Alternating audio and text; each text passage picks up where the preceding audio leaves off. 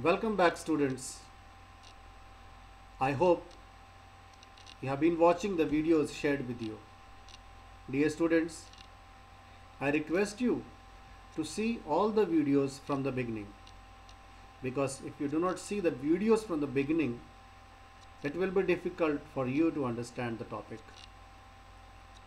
As in our previous videos, we are dealing with functions. In the last video, we have seen user-defined functions. Today, we will continue with the user-defined function and further in the same chapter, the topics which are there. So to start with user-defined functions, we will go to our Python idle. So dear students, till now we have covered in this chapter what is a function. We have understood that what is a function and the structure of function. This is the header of the function, this is the body, and with the return statement our function is over.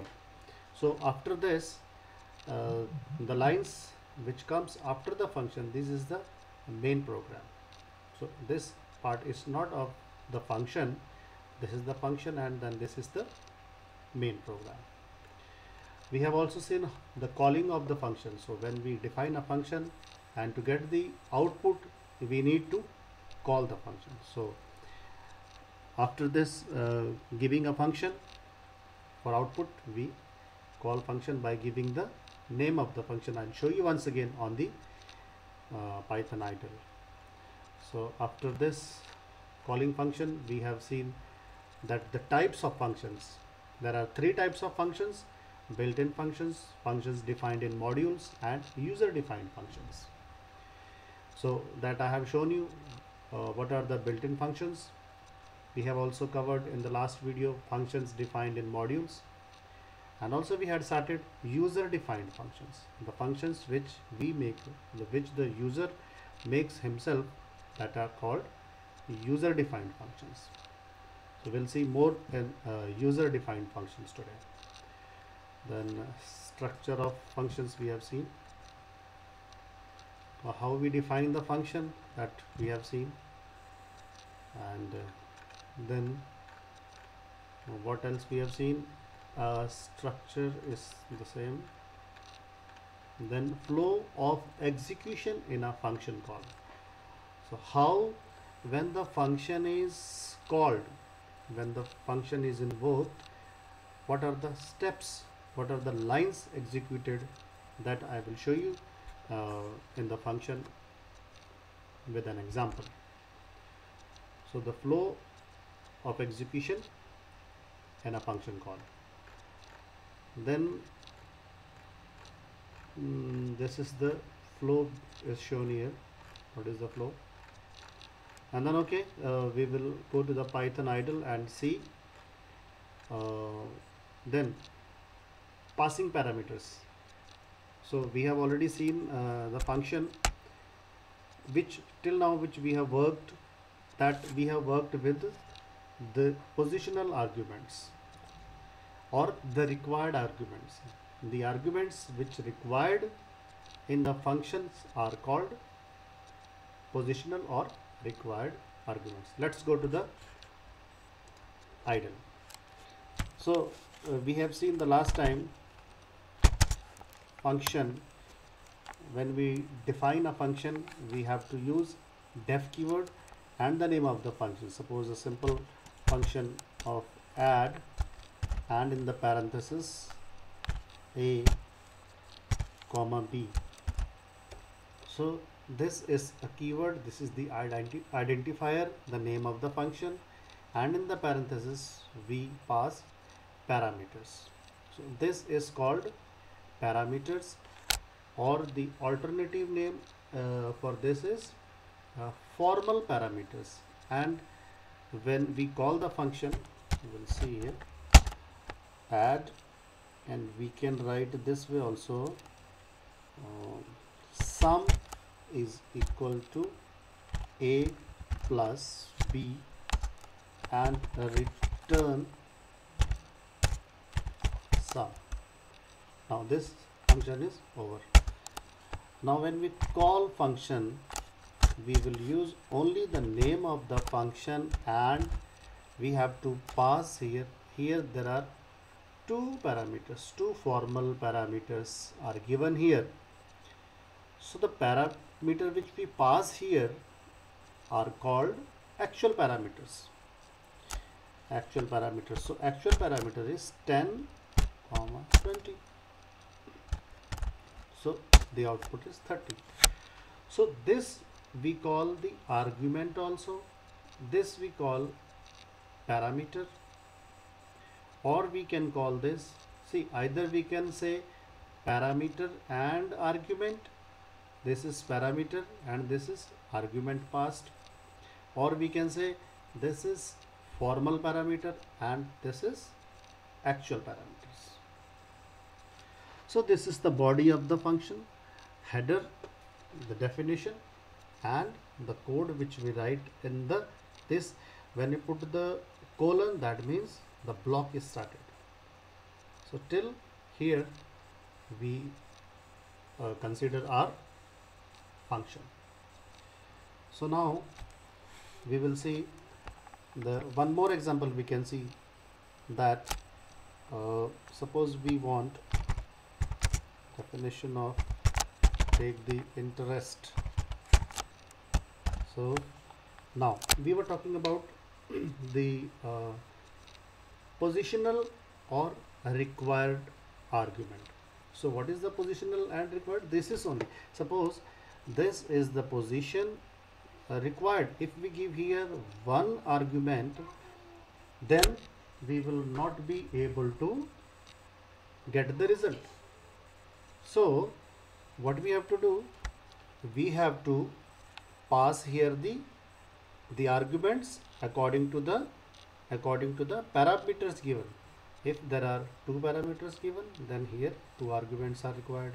If there are three parameters are given or four parameters are given, then accordingly the arguments are required. This is only the this is called the positional or required argument.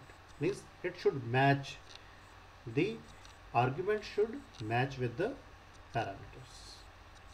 Okay, so the next function we will see to calculate the interest. So to calculate the interest, what we have to do, now we will see. Now after this we will see the default argument. What is default argument? That we will see with this function. So say principal and time and rate, and here rate we will specify. Suppose the rate is 0.10%. So here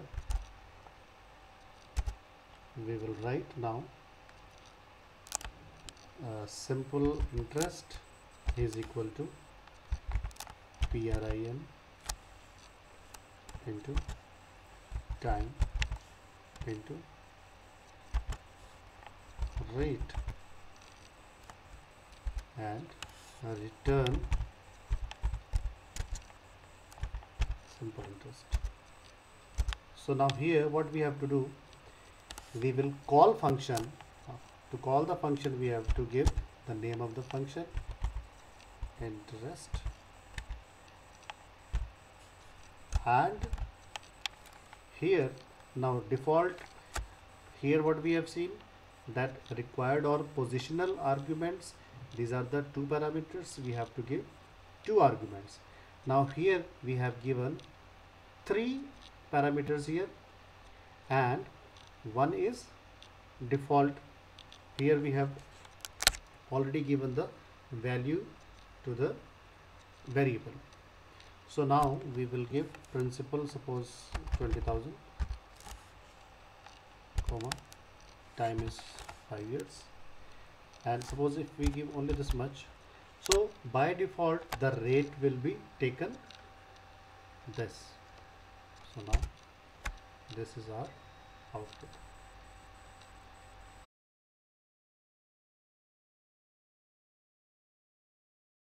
So if you see here that here the one argument is missing. We have given only principal amount and the time, and this rate has been taken automatically by default. So this is called default arguments. We can also change the rate here. If we give here interest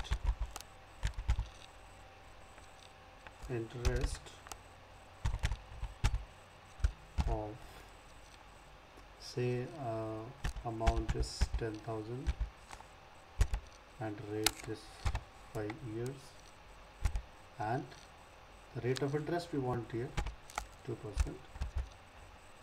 It will work here. So the output is here. So this way we can see the default arguments. This is default argument and this is positional or required arguments. Next we will see keyword argument. So what is keyword argument? Keyword argument is given we mention in the header of the function. So here if we take the same function, so we can mention here principal amount is 50,000 and the time is, say, 3 years and the rate is 2 years. And now if you call the function interest, and even if you do not pass any argument, so then also it will give you the output. So this is the keyword argument. These types of arguments are called keyword argument. So here even if you change the position, then it will not affect, but in the required or positional argument we have to we have to match the position of the parameter with the argument and position should, parameter and argument should match. So here even if I want to change interest, and if I write here time, first time, and then I write principal, and then at last I write here rate. So here this will not matter because keyword can be given, we can change the position of the parameters anywhere. So output is the same. So here we have seen the positional and required arguments. We have seen the default arguments and we have also seen the keyword arguments. Now we have next we will see what is local and global variable. So what is a local variable? Local variable is a variable which is defined in a block and is only available in the block or the function. It cannot be accessed outside the function. So to see this, we'll make one function 1, say function 1, and here a variable is defined and we will write here print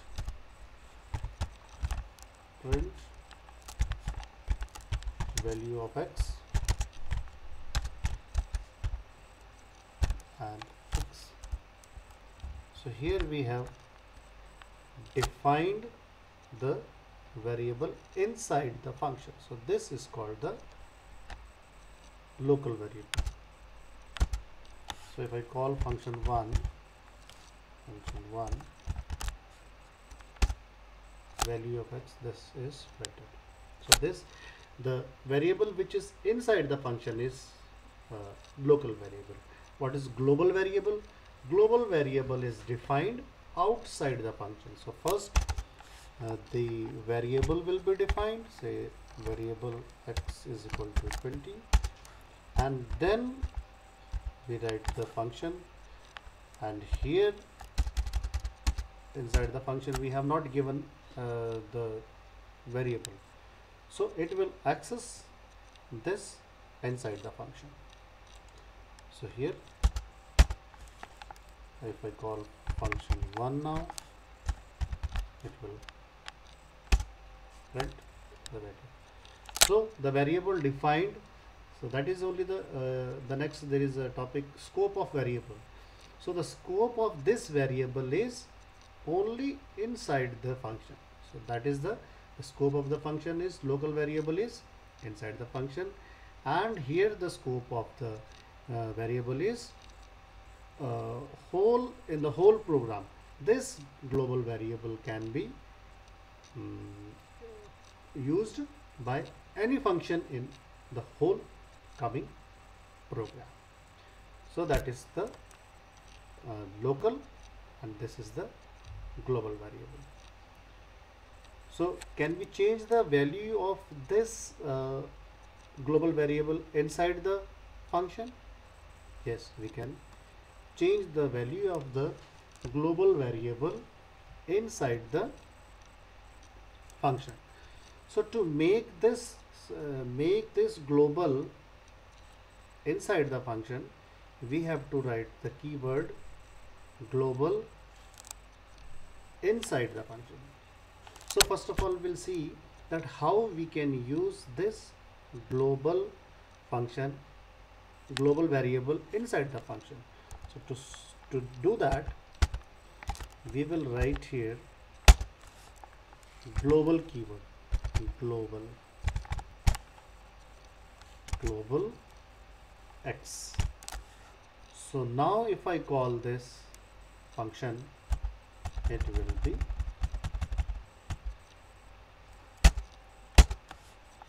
function 1.